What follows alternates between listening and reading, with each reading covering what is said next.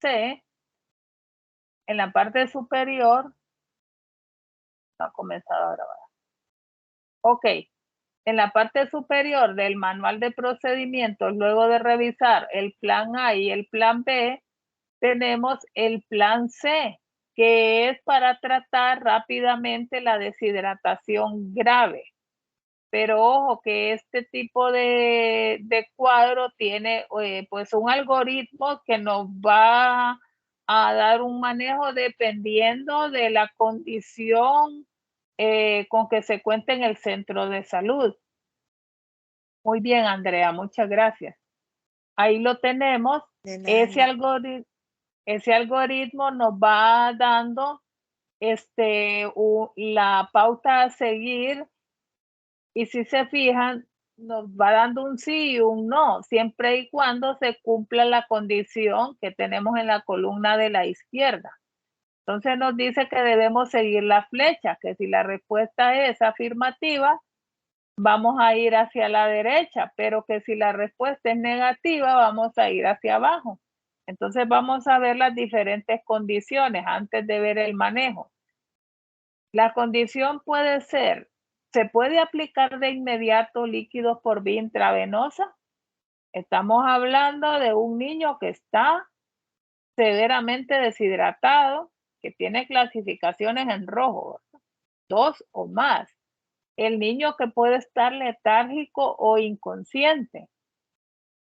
Entonces, valoramos si le podemos aplicar o no de inmediato los líquidos por la vía intravenosa. Puede ser que sí, puede ser que no. Si la respuesta es no, continuamos hacia abajo, Andrea.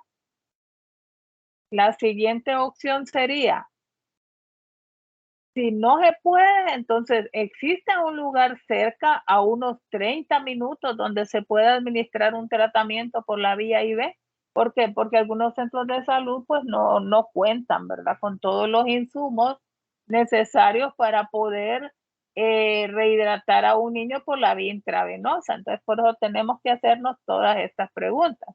Si tampoco existe un lugar cerca donde se pueda administrar tratamiento intravenoso al niño, entonces continuamos hacia abajo. Y la otra pregunta es, ¿le enseñaron a usar una sonda nasogástrica para rehidratar? Bueno, nosotros debemos saber colocar una sonda nasogástrica, ya conocemos los puntos de medición, ¿verdad? Desde la punta de la nariz al lóbulo de la oreja y luego hacia el proceso sifoideo, ¿verdad? Y esa es la medición para colocar la sonda nasogástrica o orogástrica, depende, ¿verdad? Aquí la norma dice nasogástrica, pero si estamos trabajando con lactantes, no vamos a colocar una sonda nasogástrica, porque la nariz es la única vía de respiración que tiene el niño. El niño no respira por la boca, respira por la nariz. Entonces tampoco le vamos a ocluir la respiración. Por lo tanto, las sondas en lactantes las vamos a colocar por la vía orogástrica. La medición pues prácticamente es la misma, ¿verdad? Ok, si tampoco se puede, ¿verdad? Colocar una sonda, entonces la otra pregunta es, ¿puede beber el niño? O sea, ya como que ni modo, ¿verdad? Ya no le podemos dar tratamiento IV, no le podemos colocar una sonda. Entonces, ¿puede beber el niño?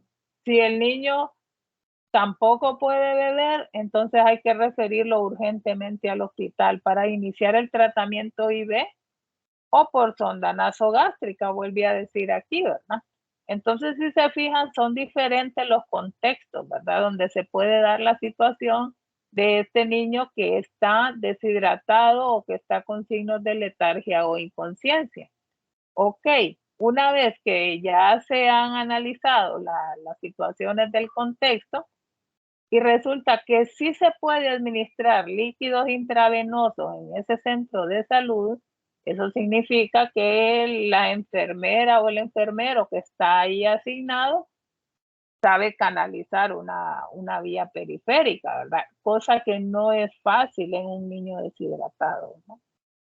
Son dos situaciones en especial que no es fácil canalizar a un niño, sobre todo si uno está aprendiendo. Cuando un niño está deshidratado y cuando un niño presenta fiebre. Porque en el caso de la deshidratación ni siquiera se logra, ¿verdad? Ver una vena, ¿verdad? Porque no hay volumen, entonces es tan difícil. Y en el caso de la fiebre, es que las venas se vuelven tan frágiles y se rompen con facilidad. Entonces son situaciones bien, muy adversas, pero bueno, uno hace lo posible por obtener un acceso venoso. Una vez que lo logra obtener, entonces ya tiene canalizado su paciente. En niños los catéteres que más se utilizan, bueno, está el 24 que se usa en recién nacidos, pero el calibre es muy fino, ¿verdad? Y para rehidratar, pues no sirve mucho. Pero bueno, a veces con eso toca trabajar. Está luego el catéter 22, que es más aceptable, y el 20, ¿verdad? Entonces se debe comenzar a dar líquidos de inmediato al niño. Una vez que se establece la vía intravenosa, nos vamos hacia arriba ahora. Andrea, por favor. Gracias, ahí estamos. Entonces, una vez que ya está instalado el catéter, que ya está canalizado el paciente, entonces comenzamos a darle los líquidos intravenosos de inmediato. Si el niño puede beber, pues mientras se está canalizando, se le puede estar ofreciendo sales de rehidratación oral, que obviamente le va a ayudar. Pero sabemos que un niño letárgico, pues eso no es posible. O un niño que no deja de vomitar. Y acá lo que nos dice la norma es que de acuerdo a la edad, le debemos dar 100 ml por kilo peso de solución de lactato Ringer. Y si lactato Ringer es como lo ideal, o Harman, ¿verdad? Harman es lo que más se usa en hospitales, porque tiene todos los electrolitos que el cuerpo necesita, pero a veces no hay tampoco, ¿verdad? Lo que tenemos es solución salina normal, que es como que la segunda opción, ¿verdad? Que eso solo es sodio, no lleva todos los electrolitos que tiene el Harman, pero es mejor que nada, ¿verdad? Pero el líquido que ustedes van a escuchar mencionar en los servicios de salud es el Harman, ¿verdad? H-A-R, Harman, H-A-R-T-M-A-N, ¿verdad? Harman. Entonces, aquí nos da un cuadro con las edades de los niños, dependiendo de la edad, así será la administración de volumen que yo voy a administrar primero por cada media hora, luego primera hora, segunda hora, tercera hora. Eso en el niño de 0 a 11 meses. Y en el de 12 meses a 4 años, 11 meses, primera media hora, segunda media hora, hasta que completo, ¿verdad? Cierto tiempo. Entonces, observen algo que se puede, que hace la diferencia en el manejo de líquidos durante las primeras horas. ¿Qué observan ustedes en cuanto al volumen por kilo peso? En la primera hora, por ejemplo, en el menor de 0 a 11 meses. Que es el doble de la dosis inicial, es el doble de la dosis.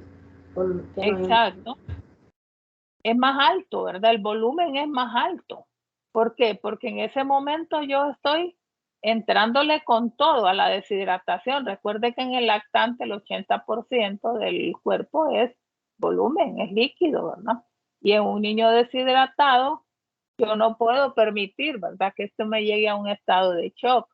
Entonces yo debo administrar la mayor cantidad de líquidos posible en esa primera hora. Y me dice 30 ml por kilo peso, luego me dice 15 ml por kilo peso. Ok, entonces, ¿qué es lo que hace uno en el hospital? Uno le coloca la bolsa de suero, ¿verdad? Si ya está ahí en la emergencia, de 500 ml, por decir algo. Pero a la par, conectado a la bolsa de suero, uno coloca un microgotero. Un microgotero es una cámara, ¿verdad? Como la de solución. Ustedes andan un dibujito en la programación, en el sílabus, porque en la unidad 4 ustedes van a aprender a utilizar un microgotero, ¿verdad? Entonces ahí anda un dibujito del microgotero.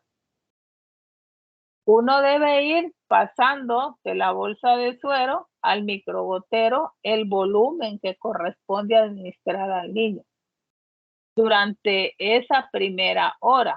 Entonces, si por ejemplo el niño pesara 7 kilos, 7.5, vamos a calcular, por 30 ml de volumen, serían, mire, 225 ml lo que yo le debo pasar a ese niño durante esa primera hora. Y esos 225, pues realmente se los voy a pasar a goteo rápido o a chorro, ¿verdad? ¿Por qué? Porque lo que yo quiero es rehidratar inmediatamente al niño y para eso yo necesito tener un acceso venoso que realmente me funcione, ¿verdad? Entre más grueso sea el catéter, un calibre 22, un calibre 20, más fácil va a ser rehidratar al niño, ¿verdad? Ya en la segunda hora sería la mitad de ese volumen, ya solo serían 15 por 7.5. Ya solo serían 112 ml lo que le voy a pasar al niño, ¿verdad? Durante la segunda segunda hora, en el caso del niño de 0 a 11 meses. Y si se fijan, así se mantiene hasta la sexta hora, ¿verdad? Entonces, la primera hora es clave, ¿verdad? Y esa primera hora uno está reevaluando al niño por signos de shock, ¿verdad? Igual se percibe el cambio, ¿verdad? Si el niño está rehidratándose, los pulsos mejoran significativamente, ¿verdad? Porque uno de los signos que uno percibe en un niño que está deshidratado, pues es el pulso débil, ¿verdad? Y pues ya con la rehidratación se percibe cómo comienza a mejorar ese pulso. Ok, vamos a ver, de los niños que ustedes andan ahí, en los casos, ¿quién está deshidratado? Y bueno, no, en la deshidratación depende de la situación, ¿verdad? Usted lo va a referir o no. Si se trata de un niño que está solo deshidratado, pero no tiene otra clasificación de enfermedad muy grave, excepto podría ser la letargia o inconsciencia, pero secundaria a la deshidratación. Y si usted tiene los medios en el centro de salud, usted lo puede rehidratar y luego enviarlo a casa. Pero si no tiene esas condiciones, entonces ni modo, no lo va a poder enviar a casa. Vamos a ver, ¿qué niño por ahí está solamente deshidratado, pero En con su caso, deshidratación grave? ¿Sí? así como en el caso de Sara, así como el que usted estaba explicando ahorita, que ella está clasificada con enfermedad muy grave y deshidratación grave, entonces no se va a referir ella si tenemos los medios. O sea, si Si tiene la, otras enfermedades, pero graves solo esas dos. Ok, pero Sara no puede beber tampoco. Ajá. Recuerdo. Sí. Entonces a ella la tenemos que referir porque definitivamente no puede beber. No solo es que esté letárgica o inconsciente, Ah, sino ok, que no entonces solo puede beber. consciente. Ah, bueno, ya entendí. Sí, es que yo la tenía referida, pero no, ahorita cuando te escuché entendí. Sí, hay que referirla porque como no puede beber, toca referirla, ¿verdad? Entonces a Sara la tendríamos que rehidratar y enviarla camino al hospital ya con su suero, ¿verdad? Si tenemos acceso a una catéter venoso, entonces la vamos a mandar ya canalizada, ¿verdad? Entonces, Sara, ¿cuánto pesa? 8.5. Ajá, 8.5 kilos. Y el volumen de entrada sería durante la primera hora 30 ml. el volumen de Harman que yo le voy a administrar a Sara serían 255 ml.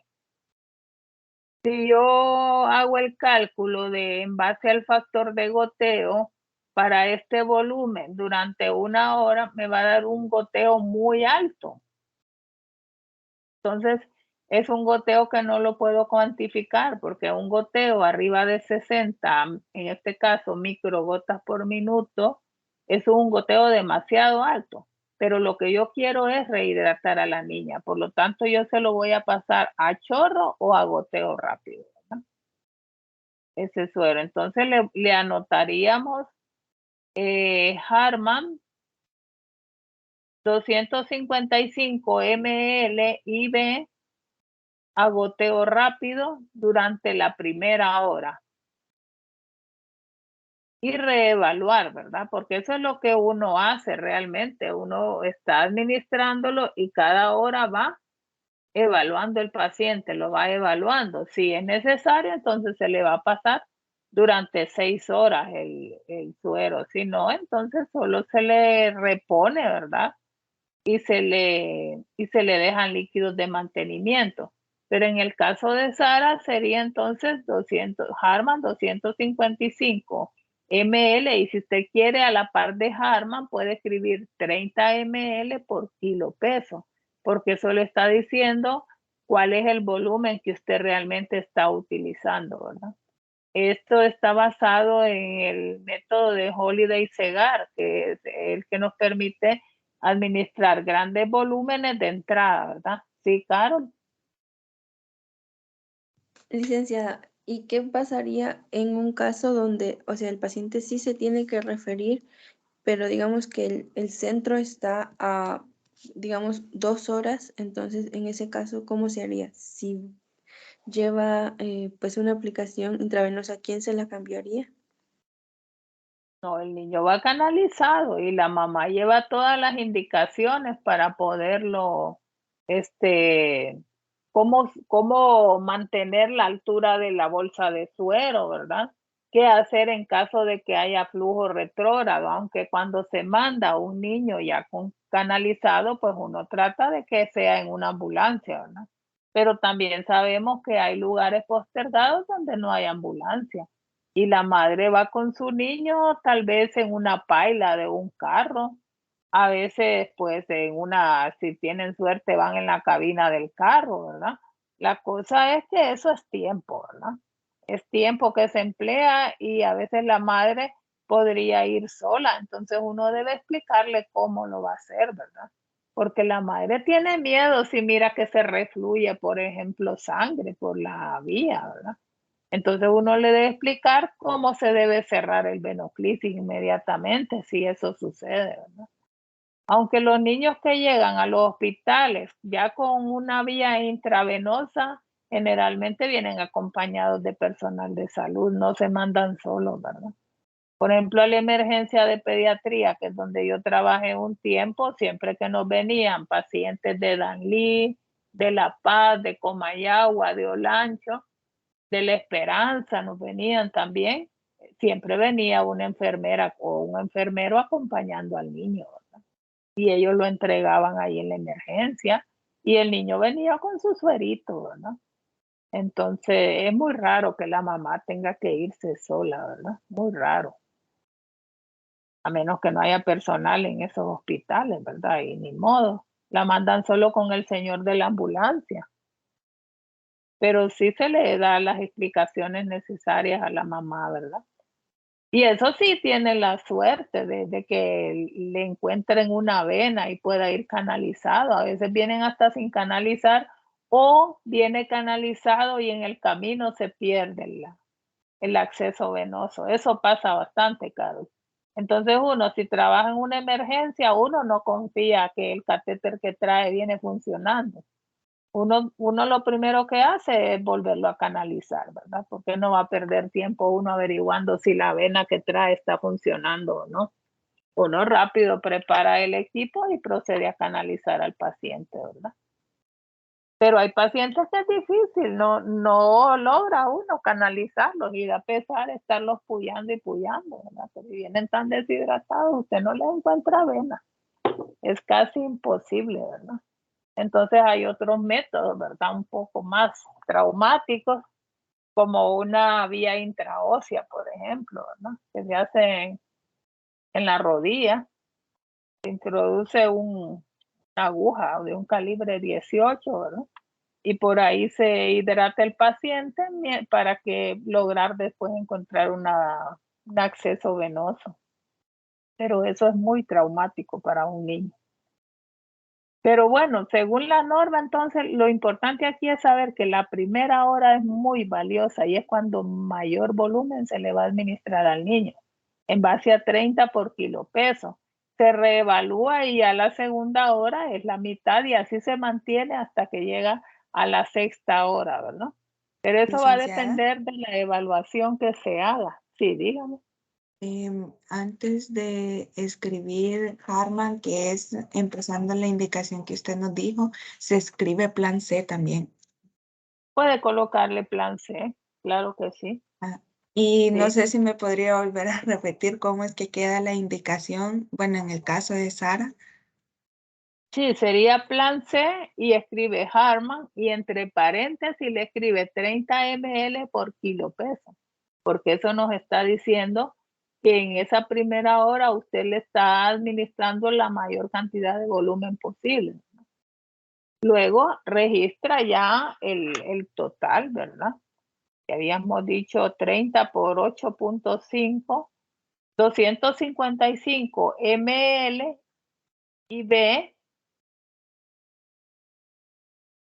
a chorro o a goteo rápido, aunque uno lo pasa a chorro, sí, porque la primera hora uno lo pasa a chorro, porque uno lo que quiere es rehidratar. Entonces uno abre todo el venoclisis.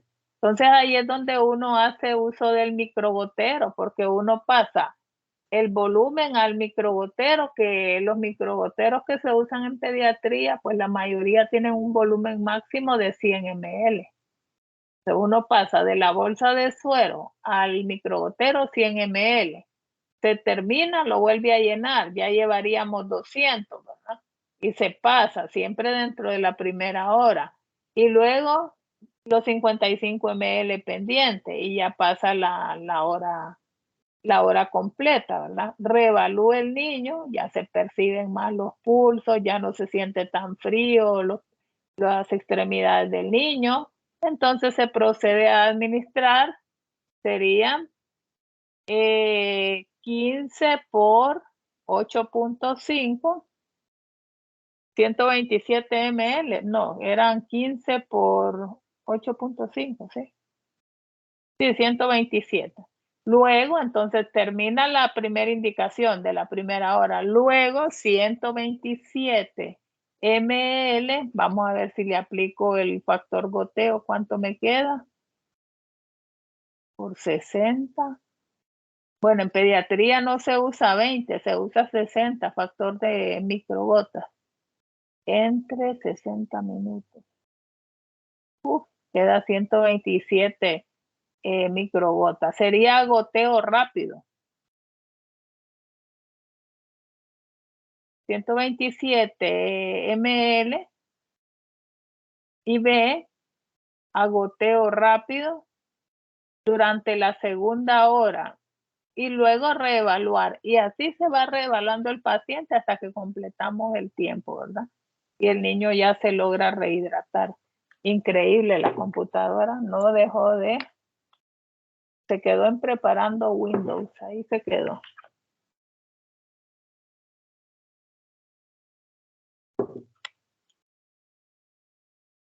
Ok, Pero, Lick, una pregunta.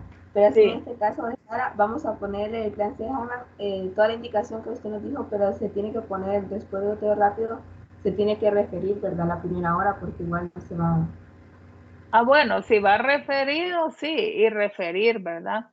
Pero si se queda en el establecimiento de salud porque la única condición es la deshidratación grave, entonces se maneja, se estabiliza en el centro de salud, ¿verdad? Ah, ok, está bien. Licenciada, en el caso de Sí, Sara, ¿iría el stat que ponemos o no? como va referido, sí, ¿verdad? Está. Lo que pasa es que se va a ir pasando el suero camino al hospital. Si se fijan en la parte de abajo, nos dice reevaluar al niño cada media hora durante la primera hora. Si estamos en un área postergada, pues no vamos a esperar, ¿verdad? Tanto tiempo. Simplemente lo comenzamos a rehidratar al niño, vemos que la vía funciona muy bien y lo mandamos al hospital, ¿verdad? Si vemos que la niña está tolerando muy bien, bueno, qué bien, porque hay esperanzas de que esta niña llegue mejor al hospital, porque se va a ir rehidratando, ¿verdad? Dice aquí, si la deshidratación no mejora, hay que aumentar la velocidad del goteo. Sin embargo, aquí no podemos hablar de contar gotas, porque los volúmenes son tan grandes que no es posible contar. Un microgotero nos da hasta 60 microgotas por minuto y luego de eso pasa a gran velocidad o a chorro. Y acá siempre nos recomienda dar las sales de rehidratación oral. Ahí nos dice el volumen y lactancia materna. Apenas el niño pueda beber, dice. Y generalmente al cabo de 1 a 2 horas en mayores de 12 meses y de 3 a 4 horas en menores de 12 meses. Y se debe reclasificar, pero eso sí el niño no va referido. Pero el que va referido lo canalizamos, le damos stat y se va, ¿verdad? Con su suero. Miren, la mayoría de niños que llegan severamente deshidratados a los centros de salud no los dejan en el centro de salud, porque la probabilidad de morir es alta, ¿verdad? Entonces esos niños se canalizan y se mandan. Yo recuerdo una vez en una brigada en Santa Lucía, Intibucá, nos llegó un niño como a la 1 de la madrugada, me tocó turno esa noche ahí en la brigada. Y llegó una madre con su niño deshidratado, completamente deshidratado. Y a esa hora, pues, después de varios intentos, le logramos conseguir una vena, ¿verdad? Lo estabilizamos en 1 hora, más o menos, lo logramos estabilizar al niño y lo mandamos en la ambulancia de esa ONG, es una ONG que está en Tibucá. Lo logramos mandar al hospital, ¿verdad? De la Esperanza, que es el niño. Pero el niño iba chocado prácticamente ya, ¿verdad? Entonces, si mandamos un niño en un estado que todavía no ve estabilizado, también, ¿verdad? La probabilidad que el niño vaya a morir camino al hospital es alta. Nuestra prioridad es hidratarlo lo más que podamos en la primera media hora marca la diferencia, ¿verdad? Ahí es donde uno logra introducir la mayor cantidad de líquidos posible. Bueno, eso en el menor de 0 a 11 meses, ¿verdad? Pero si ya el niño tiene el año cumplido hasta antes de los 5 años, si se fijan, la primera media hora recomienda de 30 a 40 ml por kilo peso. Luego la segunda media hora de 20 a 25, la segunda hora sería de 20 a 25 siempre, y la tercera hora 20 ml por kilo peso. El tiempo de recuperación por deshidratación se espera que sea menor, ¿verdad? De un niño de menor edad. Pero no se angustien tanto con qué exactamente el goteo. Lo importante es que está canalizado, que tiene pasándole líquido y que ese líquido sí está pasando. Eso es lo importante aquí. Y con eso se le puede salvar la vida al niño. Vamos a ver, si Sara tuviera, vamos a ver, siempre por kilo peso. No, Sara es menor de 1 año, ¿verdad? Tiene 1 año, 1 mes, licenciada. Ah, bueno, pero los 30 ml le aplican a ella, ¿verdad? 30 ml y luego se le puede ir bajando. Sería el segundo cuadrito para Sara. Ok, eso sería con la primera opción, eso cuando se puede canalizar en el centro de salud, pero ya sabemos que hay centros de salud donde no hay nada, a veces no hay ni un suero, nada, ¿verdad? Es complicado. Pero si existe un lugar cerca, que es la segunda opción, hay que referirlo urgentemente al hospital para que reciba tratamiento IV. Y si el niño puede beber, pues se le van a dar sales de rehidratación oral a la madre y se preparan, ¿verdad? Para que se los dé frecuentemente al niño en el trayecto al hospital. Pero imagínese allá donde me tocó a mí, en Santa Lucía, Intibucá, en ese tiempo que la carretera no estaba pavimentada, eran 4 horas desde Santa Lucía hasta el Hospital de la Esperanza.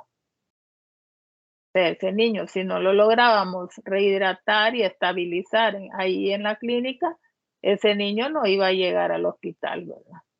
Era una demasiada distancia. Entonces, solo si está cerca lo podemos referir. Vaya, aquí en Tegucigalpa, si usted estuviera en un centro de salud, de alguna forma se logra llegar, ¿verdad? Rápidamente a un hospital, pero en un lugar postergado, en un área rural, es mentira, ¿verdad? Entonces, usted tiene que buscar la forma de rehidratar al niño. Y la otra opción es si le enseñaron a usar la sonda, ¿verdad? O si puede beber el niño, entonces para que aunque sea le dé sales de rehidratación oral por sonda o por la vía oral, ¿verdad? Y ahí le dice son 20 ml por kilogramo hora durante 4 a 6 horas y reevaluar al niño cada hora, que si vomita varias veces o si presenta aumento de distensión abdominal, dar el líquido lentamente, ¿sí? Porque puede ser que le dé tanto líquido que no se reabsorba y el niño comience a distenderse del abdomen, ¿verdad? Si a las 3 horas la deshidratación no ha mejorado, siempre se vuelve a considerar la referencia para que reciba tratamiento IV. La deshidratación ha mejorado, reclasificar y seleccionar el plan apropiado, A, B o C. Y por último, si no hay ninguna condición, referirlo. Y nos dice aquí, recuerde, es necesario observar al niño por lo menos durante 1 hora después de la rehidratación, a fin de asegurar que tolera la vía oral y que la madre pueda mantener al niño hidratado, dándole la solución de rehidratación oral. Bueno, ahí en el hospital escuela, en la emergencia, lo que hace uno es que llegue el niño deshidratado, ¿verdad? Inmediatamente se asegura uno de rehidratarlo por la vía intravenosa y una vez que el niño ya se muestra estable, entonces se pasa al área de rehidratación oral y ahí se deja, ¿verdad? Con la madre dándole sales de rehidratación oral y se está reevaluando. Y muchos niños se van de ahí, ¿verdad? De alta. No es necesario ingresarlos a sala, pero hay niños que sí llegan muy graves. Miren, hay niños que solo llegan a morir también, lastimosamente. Hay niños que no se logra, ¿verdad? Controlar la deshidratación. Entonces aquí es donde es importante hacer énfasis a la madre en que en cuanto su niño tenga diarrea, comience a rehidratarlo, que no deje de alimentarlo, que le siga dando sopitas, que le dé sales de rehidratación oral. ¿Para qué? Para evitar que llegue a la deshidratación grave, ¿no? Porque es ahí donde el niño puede morir y si no muere puede quedar con secuelas neurológicas, ¿verdad? Secundarias a una deshidratación grave o a un estado de shock hipovolémico, que es de lo más grave que le puede pasar a un niño.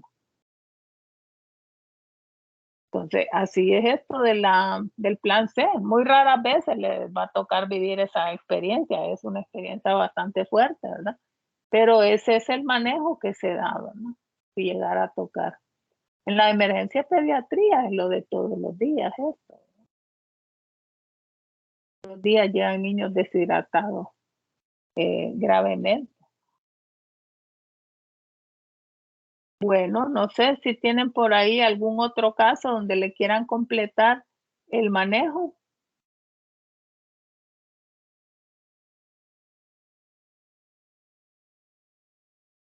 Estoy por tomar mi computadora. Preparando Windows y no apague el equipo, dice. Salvo Andrea. Entonces repasemos. Vamos a ver, el plan A, ¿para qué tipo de niño sería? Vamos a ver si recuerdan. Tiene diarrea, pero sin deshidratación. Ajá, tanta diarrea, cualquiera de los tipos de diarrea, pero el niño no está deshidratado. Ese es al niño que lo voy a manejar ¿cómo? Vamos a ver cuáles son los 4 pasos. Dar líquidos que son las áreas de rehidratación oral, darle el zinc y continuar alimentándolo. Exacto, ¿verdad? No olvidemos el zinc, muchas veces se les olvida, ¿verdad? Ok.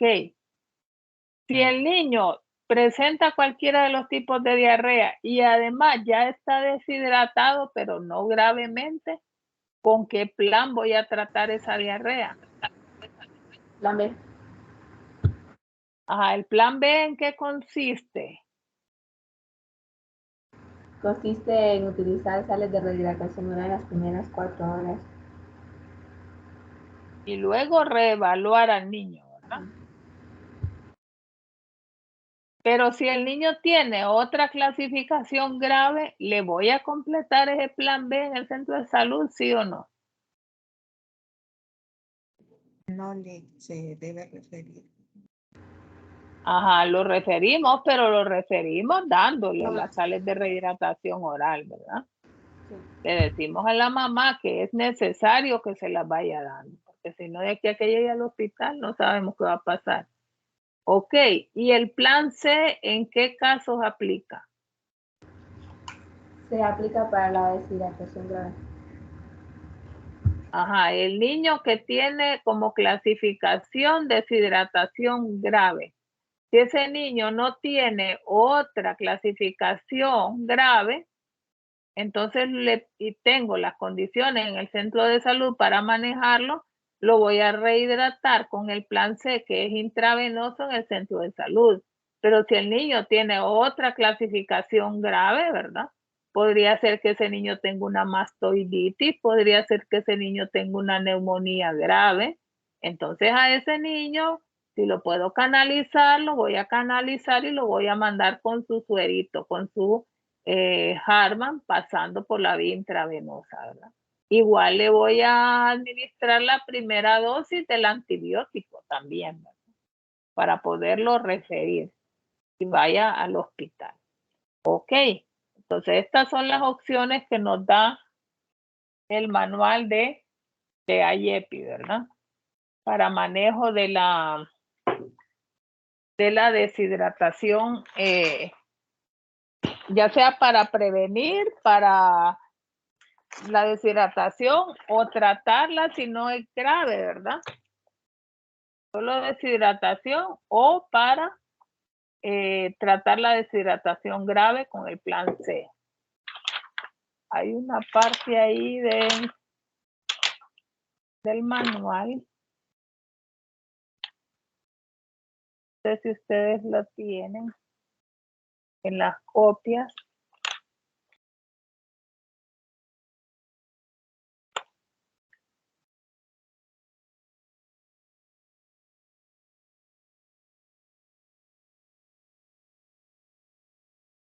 Una parte donde nos menciona sobre la buena comunicación con la madre, que eso es importante, porque a veces hablamos bastante con la madre, pero no llegamos a ningún acuerdo y la mamá debe entender todo lo que se le explique, ¿verdad? Sí, dígame. Yo tenía una duda que quizás después nos las podría despejar, licenciada, es con respecto al Bien. caso 4. En este caso, Ajá. él no realmente va referido porque presenta anemia grave. En ese caso, el tratamiento, ¿cómo sería, licenciada? Va referido porque presenta anemia grave. Anemia grave. Sí. Solo esa clasificación tiene, Bueno, Carol. tiene otras clasificaciones en amarillo. tiene diarrea persistente, tiene una otitis media crónica, un daño nutricional grave y bueno, no tiene tendencia. Ok, tiene una clasificación por infección ahí que sería otitis media crónica. Otitis media crónica por sí sola no es una causa de referencia, pero como este niño tiene anemia grave, entonces debo referirlo urgentemente como la causa de referencia, anemia grave. Pero yo le voy a colocar además y todos los signos que usted encontró que le clasificaron otras condiciones. Y en los tratamientos siempre le va a dar la primera dosis de antibiótico. ¿Por qué? Porque tiene una otitis. Entonces sí, siempre se va a manejar con antibióticos. Licenciada, entonces Sí, solo llevaría el trimethoprim sulfa como único primera dosis. medicamento. Si no, Solo su dosis. dice que tiene diarrea, ¿verdad? Entonces, Sí, claro, tenemos que diarrea prevenir la persistente. diarrea. Sí, tenemos que prevenir la diarrea. ¿Qué tipo de deshidratación tiene, Caro? No tiene deshidratación. Entonces, solo sales de rehidratación oral, dependiendo de la edad del niño, de 3 a 4 onzas o de 5 a 7 onzas después de cada evacuación acuosa, ¿verdad? Entonces este niño va a llevar la primera dosis del antibiótico y sus sales de rehidratación oral. Si ya fue suplementado con vitamina A, entonces no es necesario. Hay que ver el estado nutricional, si tiene algún daño nutricional. Licenciada. Y con respecto de que está siendo referido por la anemia grave, pero siempre se le debe dar lo que es sulfato ferroso, así como dosis única, está de referir. No, porque el sulfato ferroso no es parte de los tratamientos de urgencia. Y una vez que llegue al hospital este niño con anemia grave, lo más seguro es que el manejo va a ser por transfusión, ¿verdad? Se manejan con transfusión de glóbulos rojos empacados y también se suplementa, bueno, en este caso se trata con hierro, pero parenteral. Es diferente el manejo. Entonces ahí el sulfato no nos sirve de mucho, ¿verdad? Entonces, recuerden que tenemos una página en IEPI donde nos dice cuáles son los tratamientos de urgencia, no se le olvide. En los tratamientos urgentes tenemos un antibiótico apropiado que puede ser oral o intramuscular, dependiendo de la condición del niño. Tenemos la vitamina A cuando hay sospecha de sarampión, que no se refiere por sarampión, pero si el sarampión acompaña a otra enfermedad grave, entonces hay que tratar con una dosis de vitamina A. El niño con daño nutricional grave también se le da vitamina A y 15 días después sería la siguiente dosis. Eso se registraría como pendiente en la referencia. Al niño se le debe dar leche materna, otra leche o agua azucarada para prevenir hipoglucemia. Esos son los tratamientos de urgencia. En otros casos, dependiendo de la clasificación, no olvide que se puede dar un broncodilatador de acción rápida, acetaminofén si el niño presenta fiebre alta o también si presenta dolor. Puede ser que el niño lo haya clasificado por mastoiditis, entonces debe darle un tratamiento para el dolor. Puede ser que además de las clasificaciones graves, el niño además tenga otitis media aguda o crónica o una faringoamigdalitis, entonces también le va a dar acetaminofén. Y las sales de rehidratación oral, ¿verdad? Que le debe ir ofreciendo sorbitos la madre al niño, ¿verdad? Mientras llega al hospital. Esos son los tratamientos de urgencia. Si se fija, no entra el sulfato ferroso como tratamiento de urgencia. Ni la cloroquina, ni la primaquina, nada de eso entra como tratamiento de urgencia, ¿verdad? Entonces, eso no se les olvide, eso ustedes lo tienen en su material, en la parte de manejar la referencia. Ahí les dicen qué casos va a referir y cuáles son los tratamientos de urgencia que usted va a prescribir, ¿verdad? Eso lo tenemos claro. Bueno, hay una parte dentro de ese material que usted anda ahí que se refiere a la buena comunicación con la madre, porque podemos, esto lo dejo por último porque usualmente durante una consulta hablamos bastante con la madre, pero como que no llegamos a un acuerdo y es importante llegar a acuerdos. De todo lo que hablamos, ¿a qué se compromete la madre? Entonces, cuando hablamos de técnicas de buena comunicación, vamos a emplearlas, ¿verdad? Y es bueno preguntarle a la madre para que para la atención del niño, dice, es muy importante hacer preguntas a la madre. Usamos palabras que la madre entienda, ¿verdad? Y sabemos que esa es una queja constante del personal médico en particular, que utilizan un lenguaje muy alto, la persona no entiende, entonces quedamos en lo mismo, ¿verdad? Entonces es importante usar palabras que la madre realmente entienda. Si la madre no comprende las preguntas, no podrá darle la información que necesita para evaluar y clasificar al niño correctamente. Haga preguntas. Voy a cerrar la ventana porque el perro ahí ruidoso. Haga preguntas adicionales si la madre no está segura de la respuesta. Cuando le pregunte sobre un síntoma principal u otros signos, puede que la madre no sepa con certeza si su hijo lo tiene o no. Y hágale otras preguntas para ayudarla a responder correctamente sin inducir la respuesta. Por ejemplo, si usted le pregunta a la madre, ¿ha observado si su niño presenta sangre en las heces? Puede ser que la madre se quede como pensativa, no está segura qué responder. Entonces, usted le podría hacer preguntas adicionales como, ¿ha observado si las heces del niño lucen más oscuras? Ya sabemos que un cambio en la coloración, tal vez las heces son café y ahora se ven verde oscuro, eso puede ser un signo de que hay sangrado, ¿verdad? Que hay sangre en las heces. Entonces, ese tipo de preguntas que nos ayuden a profundizar. O puede ser que usted le pregunte a la mamá, usted ha estado en una zona donde hay casos de malaria y la mamá pues no esté muy segura, ¿verdad? Entonces, si usted conoce el mapa geográfico de incidencia de malaria, usted le puede preguntar puntualmente de zonas donde pueda ella haber estado, ¿verdad? Puede ser que estuvo allá por Colón, ¿verdad? O allá por la Mosquitia, en algunas zonas de esas que sabemos que son endémicas. Hacemos preguntas un poco más adicionales y puntuales. Es importante darle tiempo a la mamá para que conteste las preguntas. Por ejemplo, quizá necesite tiempo para decidir si el signo sobre el que le ha preguntado está presente o no. O por ejemplo, cuando le preguntamos, ¿ha observado si el niño presenta supuración de oído?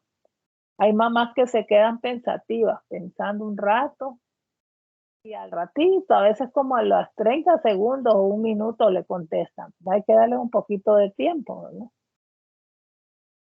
Hay mamás que no recuerdan, ¿verdad? O se les pide que asocien el evento con algo que sucedió, que las haga recordar, ¿verdad? Que eso pudo haber ocurrido. Por ejemplo, ¿hace como cuántos días que presentó la supuración? Entonces ellas ya lo relacionan con algo que sucedió, sí, hace como 3 días, dicen entonces. Ya uno ya más o menos va captando, ¿verdad? Bueno, esa es la parte de preguntar, pero también dentro de las técnicas de buena comunicación está el saber escuchar, que a veces nos cuesta, ¿verdad? Para nosotros es más fácil muchas veces preguntar, pero no escuchar. Entonces, en escucha atentamente lo que dice la madre, se refiere que esa es una forma que nosotros como personal de salud tenemos de demostrarle que estamos preocupados, ¿verdad? Y que lo que ella nos está diciendo se toma en serio. Podrá averiguar qué ha hecho ya la madre por su hijo y sabrá lo que hace bien y qué prácticas necesitan modificarse.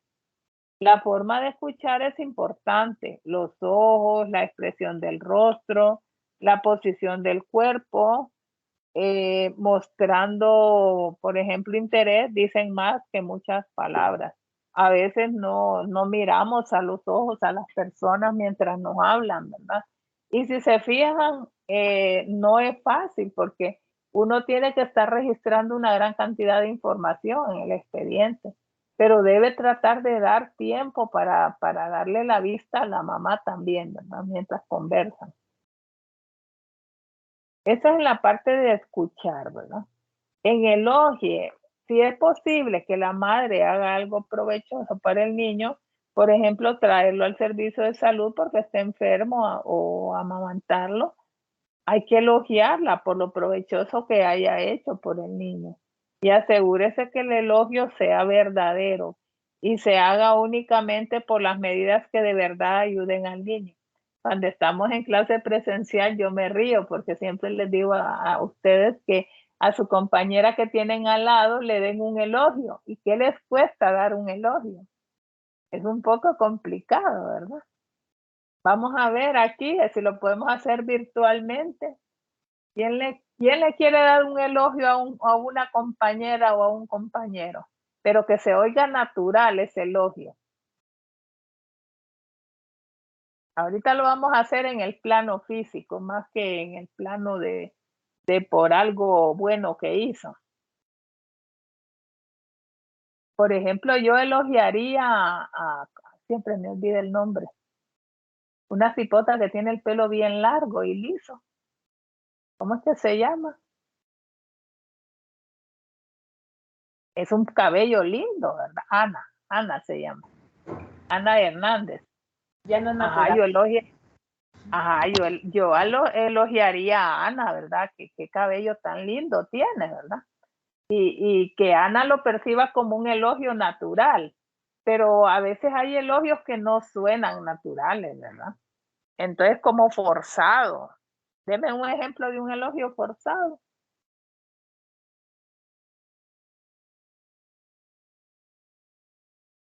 Que no se percibe como natural. Entonces, la madre debe percibirlo como un elogio, como un cumplido natural. La felicito porque trae a su niño al centro de salud. Qué bueno que está llevando el control de crecimiento de su niño. Me alegra que haya venido nuevamente, ¿verdad? Qué bien que se preocupe por la salud de su niño. La felicito porque miro que lleva muy bien el carnet de vacunación de su niño. Entonces, esos son elogios que motivan, aunque ustedes no lo crean, motivan a la madre a continuar yendo con su niño al centro de salud. Ok, no quisieron dar elogios, ya los veo que se les hace difícil. Ok. Y luego está la parte de lograr acuerdo con la madre de lo que es pertinente para ella en ese momento. Use un lenguaje que la madre entienda. Si es posible, emplee fotografías u objetos reales para ayudar a explicar. Y recomiende a la madre que abandone las prácticas perjudiciales que puedan haber seguido. Por ejemplo, puede ser que le esté dando té de manzanilla con miel al niño, ¿verdad?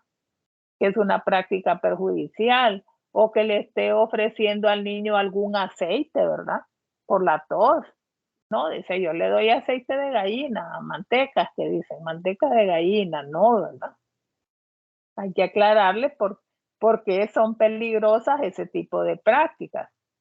Que aunque a algunas mamás les haya funcionado, no quiere decir que a todas les va a funcionar, ¿verdad? Ya hemos mencionado cuáles son las razones. Al corregir una práctica, sea claro, pero también tenga cuidado de no hacer sentir culpable ni incompetente a la madre, ¿verdad? Y explique por qué es perjudicial esa práctica. De esa forma, creamos mayor conciencia en la madre para que no lo siga haciendo, ¿verdad? Y le pueda llegar a provocar algún daño a su niño. Entonces, a eso se refiere en las técnicas de buena comunicación y es importante cerciorarse que la madre entienda, haciéndole preguntas para determinar qué entiende la madre y qué necesita explicarse más. No haga preguntas que sugieran la respuesta correcta, ni que puedan responderse con sí o no, porque entonces no vamos a lograr, ¿verdad?, que ella explique un poco.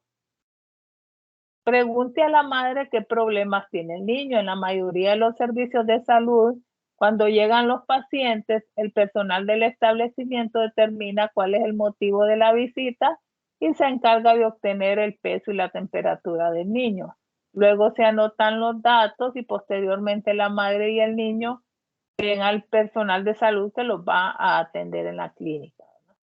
Cuando usted vea a la madre y al niño, es importante saludarle cortésmente y pedirle que tome asiento. Necesitará saber pues la edad del niño, porque recuerde que IEPI se trabaja en base a cuadros por edades, ¿verdad? Y se busca la edad en el registro. Se verifica si el peso y la temperatura están anotados en la hoja.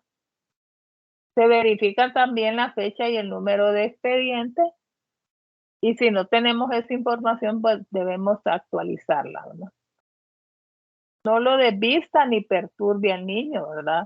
De entrada, no, ¿verdad? Primero hay que preguntarle a la madre. Y luego pregúntele a la madre los problemas que tiene el niño, ¿verdad? Porque esa es una forma de poder iniciar el diálogo con la madre y poder establecer una buena comunicación. Y de esa forma, pues logramos convencer a la madre de que su hijo recibirá la atención debida. Miren, cuando uno empieza en esto y lo ven muy joven, muchas veces las mamás no creen en uno, ¿no? Ese es como una barrera que uno enfrenta cuando está recién graduado, ¿verdad? Porque las mamás dicen, no, yo no quiero pasar a consulta con X persona porque no le inspira confianza, porque lo mira muy joven. O dice, no, yo quiero pasar con la doctora de aquí del centro de salud, porque a ella ya tiempos trabaja aquí, dicen, y es buena, ya tiene una fama de que es buena, ¿verdad?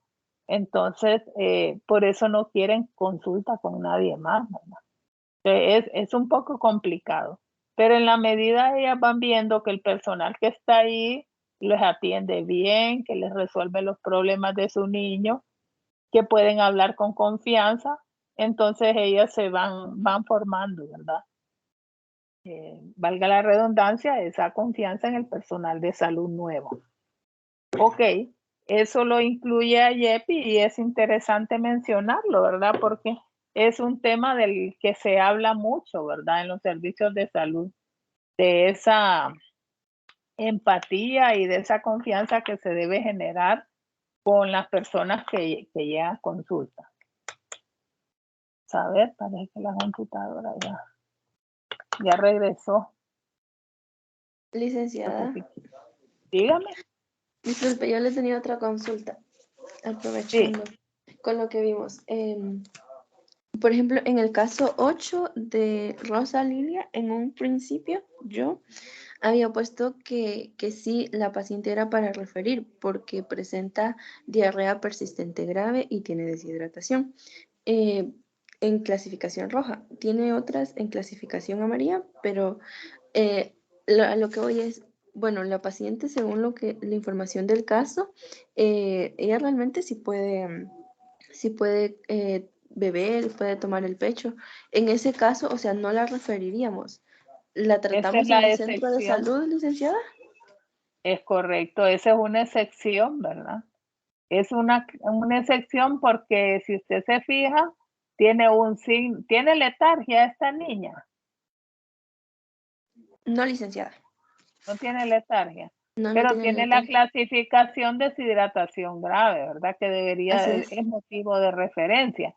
Pero si se puede manejar en el establecimiento de salud porque se cuenta con los insumos necesarios, no es necesario referirme. Pero si tuviera otra clasificación grave, sí la debe referir. Entonces, en este caso, licenciada, lo dejamos como que sí lo podemos tratar en el centro de salud. Eh, Depende del criterio que usted utilice. Si usted se ubica en un contexto de un centro de salud donde no se cuenta con los insumos, perfectamente la puede referir. ¿El CIS Villanueva, licenciada? Dígame. En el CIS de la colonia Villanueva, ¿contará con los insumos? En ¿Usted el que los kit de conoce? la Villanueva. Vamos a Ujú. ver en la Villanueva. No, si estuviéramos en la Villanueva lo referiríamos. Ok, Sí. gracias, licenciada.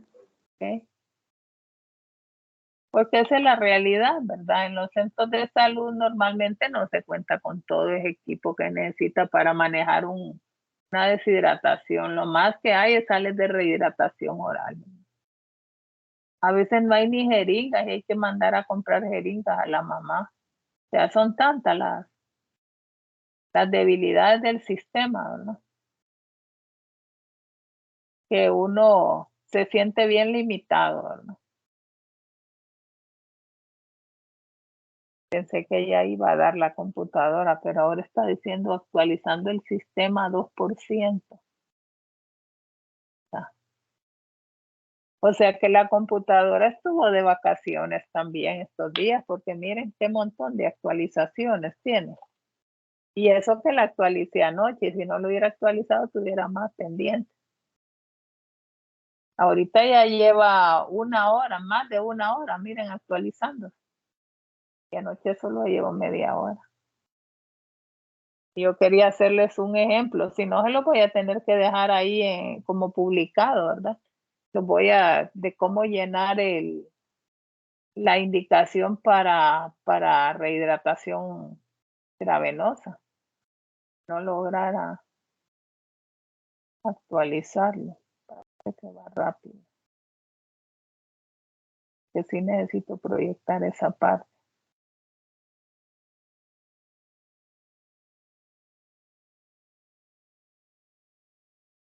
Bueno, prácticamente estamos finalizando, ¿verdad? Lo que nos da IEPI, ya tenemos todos los diferentes manejos.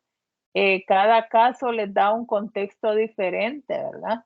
Niños que pueden ser manejados en la comunidad con tratamiento completo, niños que tienen clasificaciones graves y que es la causa de referencia y que además le deben agregar la información de las otras clasificaciones que no son graves, pero que están presentes.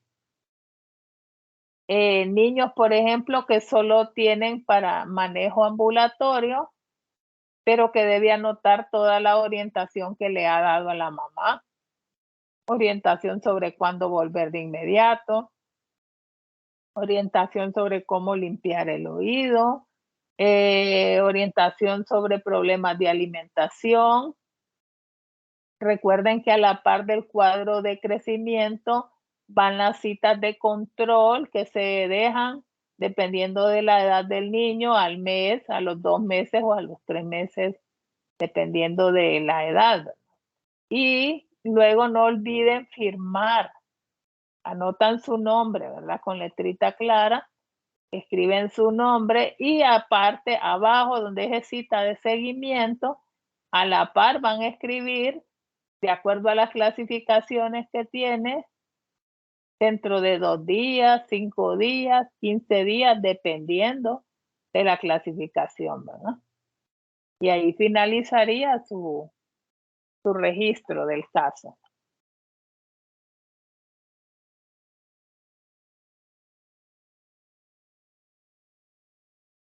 Bueno, no sé si tienen algún comentario en relación a esa parte de la comunicación con la madre.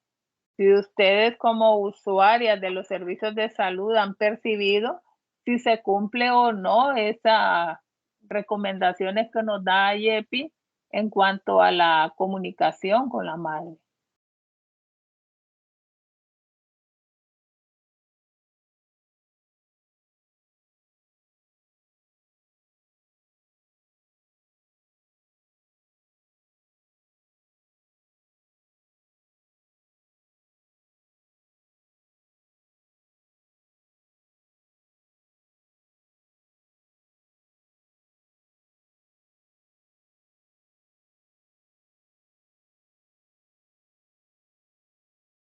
Ok.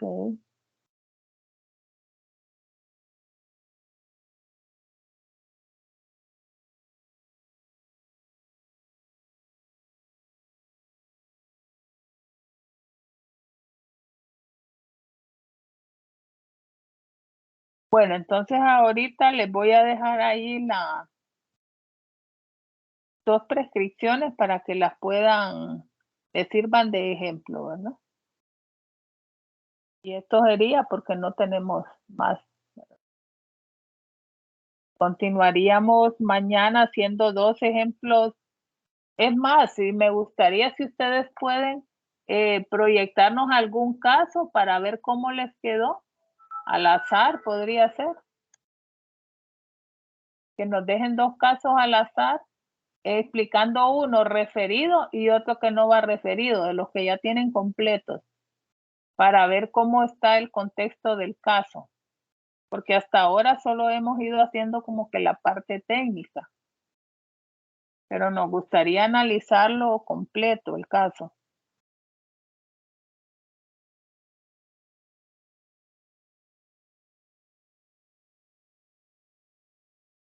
Eso lo vamos a hacer mañana, ¿verdad?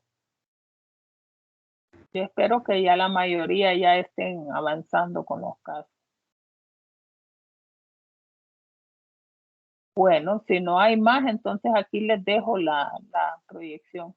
A Mayra se la mandaría por el correo de Gmail, Mayra, porque no tiene acceso aquí al campus, ¿cómo se llama? A Teams.